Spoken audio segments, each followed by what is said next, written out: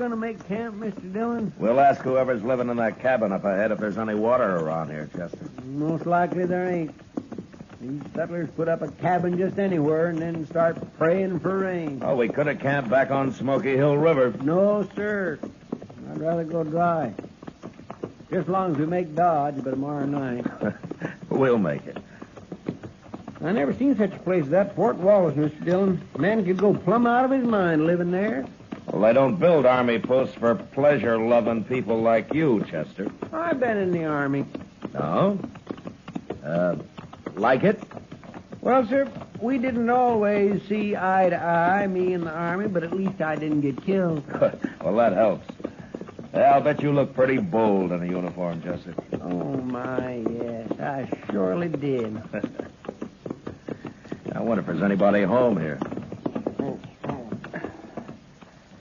Hello? Place looks deserted, Mr. Dillon. Yeah. Here, hold my horse, Chester. I'll take a look. Yes.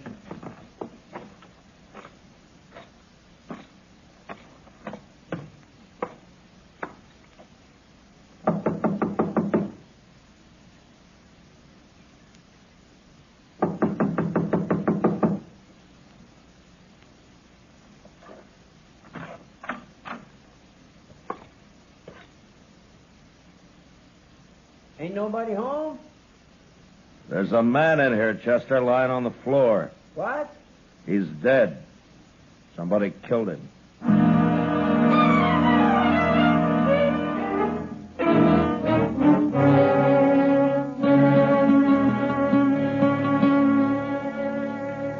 We'll put the fire out now, Mr. Dillon. Yeah, we better get started. Looks like rain this morning. Yeah, it's too early to tell for sure. Too bad we don't know that fellow's name, Mr. Dillon. Sure do hate to bury a man and not even put a marker on his grave. I'd rather know the name of the man that killed him. Yeah. It's awful easy to get by with killing a man way out here. Yeah, too easy. Say, look over there, Mr. Dillon. Yonder comes a couple of riders. Yeah, I see him. What do you suppose they're carrying rifles for? Stand over there, Chester, about 10 feet from me, huh? Yes, sir. And keep the hair out of your eyes. Yes, sir, I will.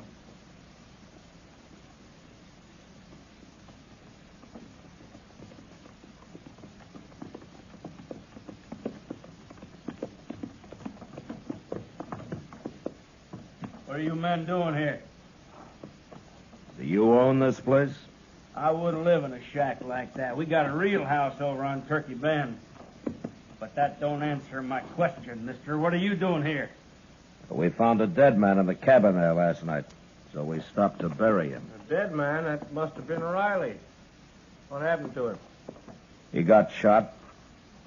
Who'd have shot a nice fellow like Bob Riley? Maybe they done it, Deaver. He probably did. You think we ought to hang him? It'd be easier to shoot him and leave him here as a kind of a warning. Yeah. Good idea, Giles. You move that rifle 1 inch, mister, and you'll die for it. Now go ahead, mister. You're calling it. It ain't worth a chance. All right, mister. Whoever you are, you and your friend get mounted and ride out of here. You're Giles, huh? And Deaver? That's right. We don't want people around here. Might get an idea to settle down. Now, you two start riding, and right now. Chester. Yes, sir? That coffee you made this morning was weak as well water. Get that fire going again and build some more, huh? Okay, sir. Sure got a lot of nerve, mister. You don't even blink, Deaver. Look at him. We'll be by here later, mister.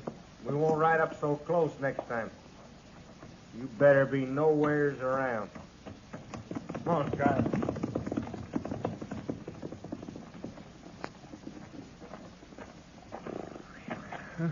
I almost stopped breathing, Mr. Dillon. It was 2 against 2, Chester. We'd have made out all right. Yes, I know, but it's the waiting that chills me. Say, you know something? I'll bet anything it was them that killed the fellow that lived here. Maybe. And I'd sure like to know more about those two. But right now, we better get started for Dodge. Yes, sir, I'll go get the horses. Chester and I got mounted and rode maybe 1.5 miles when we came across a sort of a camp.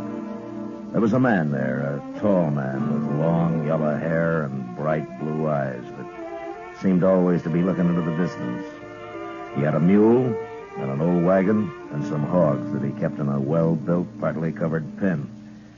But he hadn't put up a shelter of any kind for himself, and it didn't look as though he was about to. We got down and walked over to where he was standing by a small fire. Sit down, man. I got no coffee, but you're welcome to that pot of chicory. There's a spoonful of molasses in it. Well, thank you, but we just stopped to say hello. No need to hurry off, mister.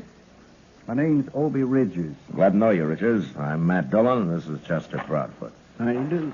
I don't meet many people out here. Are you raising hogs? All my life. Not here, though. Well, where do you live, Richard? You got a house somewhere? Ain't lived in a house since I was 9 years old. I like it outside. I need a breeze. Well, you're outside here, all right. And I ain't gonna move no matter what they say. No matter what who says. Them two fellas up on Turkey Bend. Giles and Deaver? Them's the ones. Told me, Richards, there's a cabin about a mile and a half north of here. You know the man that lives there, Riley? He comes by here now and then. Well, we buried him last night. Somebody shot him. That's bad. That's real bad. You better tell the law about it if you're going anywhere, mister. I don't hold with murdering a man. Well, I'm a U.S. Marshal, Richards. That a fact. Well, now. Don't you ever get into Dodge? We never have, but I'm going today. What, in that wagon? It'll take you weeks. No, sir. I'm going horseback. Well, I swear I don't see no horse. Well, right out there, fella. Here he comes now. There's Jim Branch leading him. Jim talked me into going to Dodge with him, but I know I won't like it. I'm just doing it for Jim's sake, kind of coddling him along, make him feel good. Where does this Jim Branch live? He's got a little place over west of here somewhere. Jim's nothing but a cowboy, Marshal. You'll be drifting on one of these days, kind of like me that way. Hello. Got company, Jim. You ready to go, Obie?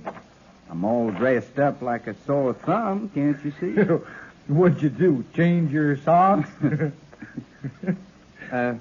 This here's a U.S. Marshal, Jim. I forget his name. My name's Matt Dillon. I'm glad to know you. I'm Chester Proudfoot. Well, how'd you do? You heading for Dodge, Marshal? Yeah, we'll ride in with you if you like. Good. This is a big day. I've been talking Obie into going to town for 3 months. He claims he don't like towns. Wait till he sees Dodge. I'm happy right here with my hogs. I don't need no town. Your hogs won't miss you. Well, let's get started. I gotta be back in 3 days, Jim, like you promised. Them hogs will starve if I ain't. You'll be back. Oh, say. What? The marshal here tells me Riley got shot. No. There's Giles and Deaver done it. Now, wait a minute, Richards. It looks like they did it, but if I could prove it, I'd be taking them in for trial right now. Well, it's too bad you can't, Marshal. They're no good, them fellas. Well, I can wait. They'll make a mistake sooner or later. But we better get going. It's 60 miles to Dodge.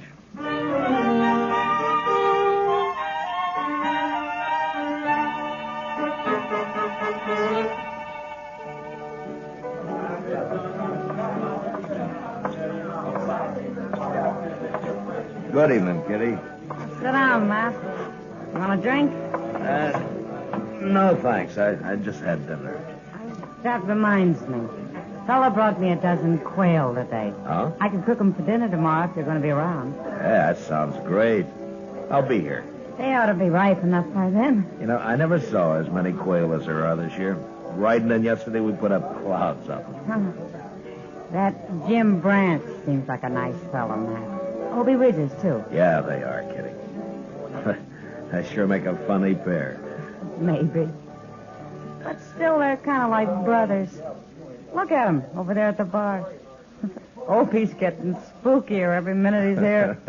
Obie likes it outdoors, right out on the ground. I doubt he'll ever come into town again. Jim told me he still hasn't been able to get him to take a meal in a restaurant. He has to bring it outside for him. Says he can drink inside, but that's all. Well, maybe we'd all be better off if we lived that way, Kitty. Not me. I don't want to live like an animal. Don't you? Hello, Miss Kitty. Hello, Jim. Marshal, something bad's happened. What, Jim? Well, this fella here just rode into town from up north. When you come by Obie's camp, Marshal, somebody shot Obie's mule and burnt up his wagon and killed all his hogs. That's right, Marshal. Oh, no. Giles and Beaver again, huh? It's Obie I'm worried about. I never should have made him come to town, Marshal. He'll kill them fellas now. I know he will. I'll ride out with you, Jim. Right now.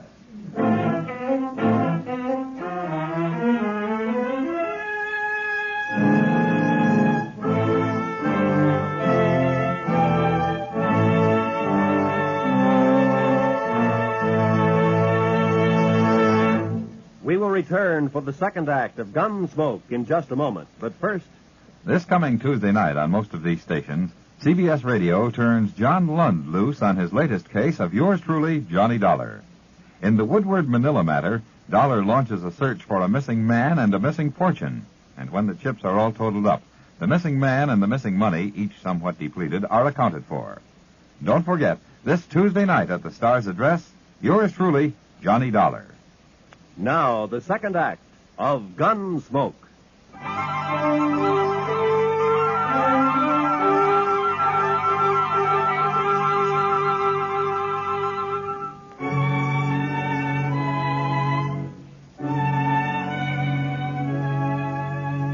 I wanted to ride out to Obie Ridger's camp that night, but Obie insisted on staying in Dodge.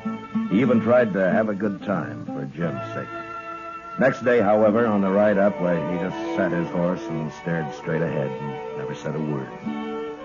We reached his camp after dark, and we could see his mule and his hogs lying there in the moonlight, and the remains of his wagon, charred and ghost-like. There was nothing we could do then, so we lay down on the ground and went to sleep. But that was our worst mistake, as I discovered when Chester woke me next morning. Obie had disappeared, and he'd taken his rifle with him. We saddled up and rode for Turkey Bend. How much farther is it, Jim? Just beyond them trees, Chester. I told you Obie was going to kill these fellas, Marshal. Well, maybe they're not here. Well, if they're not, he'll find them. So let's pull up.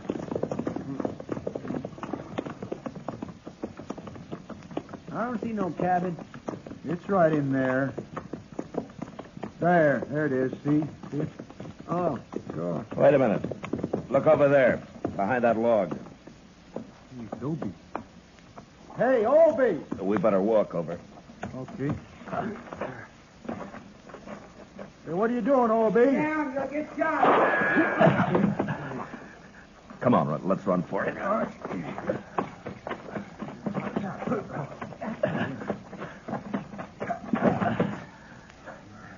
Beaver in there. I got him trapped. Look, Obie, I'll handle this. You can't kill these men. I done killed Giles already. That's him laying right by the door over there. Oh, Obie, you did. Blew the top of his head off. Obie, I gotta put you under arrest now. Give me your rifle.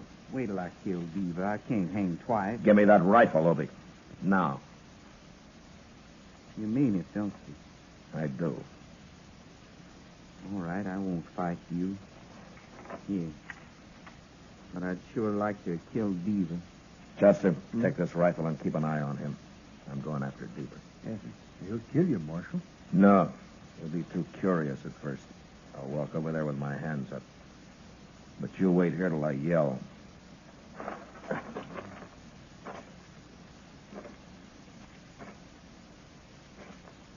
Beaver!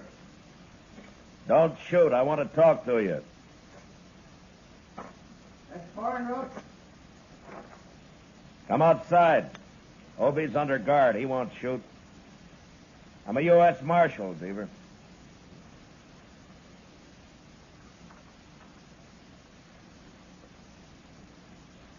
You're the feller we run into the other day up at Riley's cabin? I am. Now come on out. Thought there was something about you. I got Obie under arrest, Beaver. He admits killing Giles here. You killed him.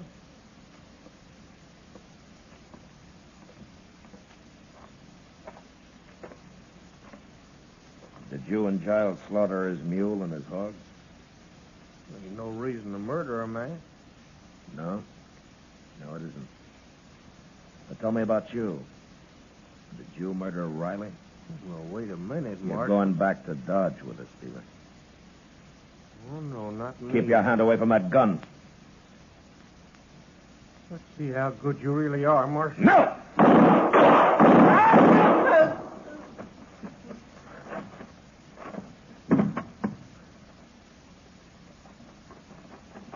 Dillon, good for you, Marshal.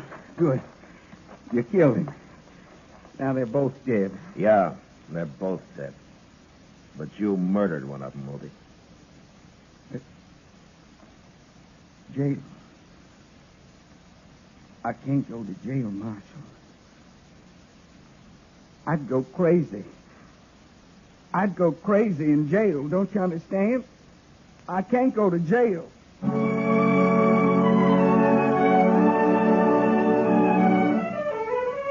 It was a hard thing to do, but I had no choice. And I took Obie back to Dodge and locked him up. A few weeks later, he went on trial. And after long deliberation, the judge sentenced him to life imprisonment. Obie stood up and said he'd rather be hung. Then I took him back to jail. And I sat there with him for a while. I thank you for everything you said, Marshal. You didn't have to do that. I just tried to get the judge to believe you went crazy and you didn't know what you were doing, Obie. I knew what I was doing. I told him I did. Yeah, I know. Why wouldn't he let him hang me, Marshal? And he did what he thought was just, Obie. He didn't think you deserved hanging. I don't know how I stood it this long in jail. I'm sorry, Obie. I wish I could help you. They got windows in the penitentiary, Marshal? Sure they have. Well, I'll be around later, Obie.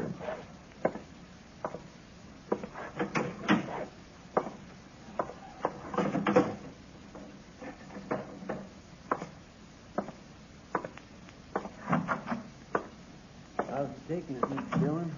It's pretty hard on him, Chester. Where's Jim Branch, anyway? Oh, my, I ain't seen him since the trial was over. Well, maybe he'll come around later. I'm going to supper with Doc, Chester. We'll be at Delmonico's. All right, sir.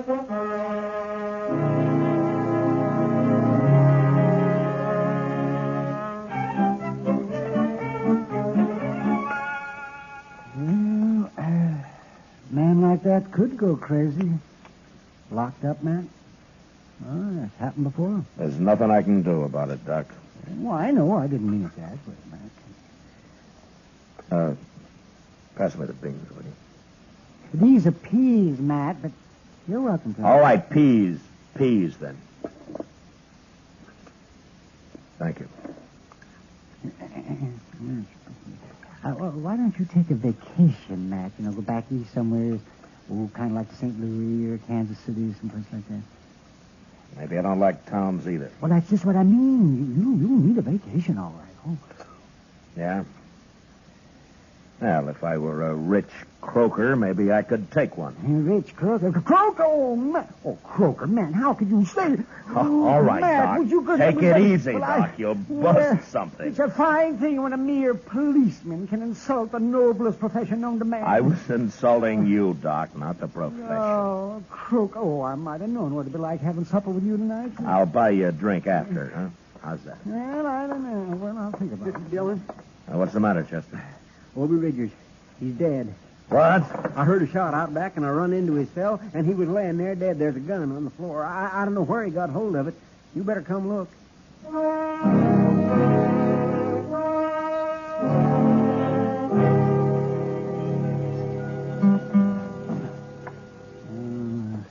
He's dead, all right, man. You think he killed himself, Doc? Well, the gun was held right close to his head. Maybe somebody called him over to the window and shot him. Huh? Maybe. But he could have done it himself. The bullet entered right here, Matt. Yeah. So you're saying it could be either murder or suicide, huh? That's right. Well, why would anybody murder him, Mr. Dillon? It don't make sense. Well, it could be somebody who understood how Obie felt about being cooped up the rest of his life, Chester. And somebody who liked him. A good friend. You mean Jim Branch? I don't know who used that gun, but Obie's dead. And I'm going to find Jim.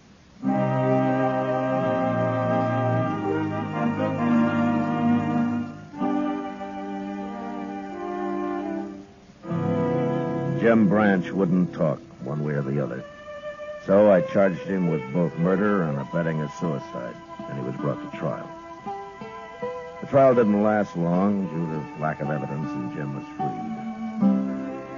He left the country soon after, and I never heard of him again. As Kitty had said, he and Obie were kind of like brothers.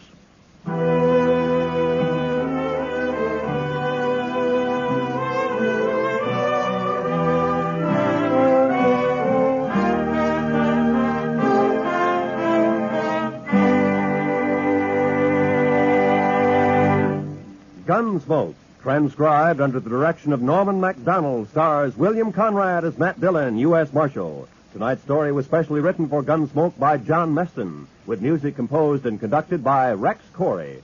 Featured in the cast were Vic Perrin, Lawrence Dobkin, Jack Crucian, and John Daner. Parley Bear as Chester, Howard McNear as Doc, and Georgia Ellis as Kitty. Roy Rowan speaking. Join us again next week as Matt Dillon, U.S. Marshal, fights to bring law and order out of the wild violence of the West in Gunsmoke.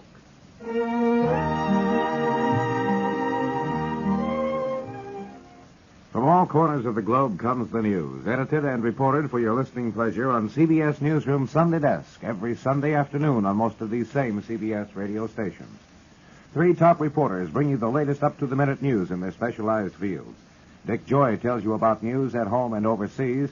Tom Harmon handles sports, and George Fisher reports the Movieland news. That's CBS Newsroom Sunday Desk, tomorrow at the Star's address. Eve Arden as Our Miss Brooks teaches you how to laugh tomorrow on the CBS Radio Network.